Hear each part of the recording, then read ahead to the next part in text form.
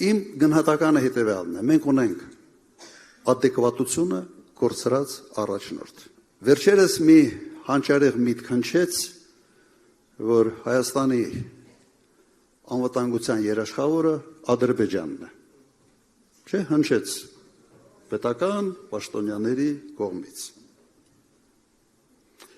Ես չգիտեմ ինչ պետք է կատարվի մարդու սենց գլխում,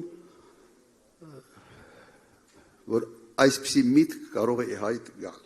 Սա նույնն է, որ օրինակ պատկերացրեք Պաղեստինայի ժողովուրդը հայտարարի, որ իրենց անվտանգության երաշխավորը Իսրայելն է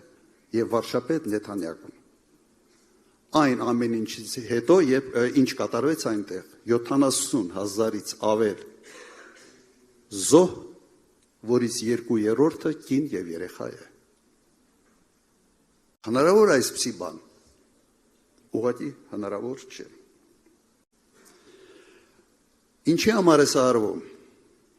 Մեկ պարզ բանի համար, որ խաղաղության թեման դառնա մահակ Հայաստանի Հանրապետության քաղաքացու կամքի վրա ճնշելու համար, կամքին հարվածելու համար։ Այլ բացատրություն այստեղ չկա։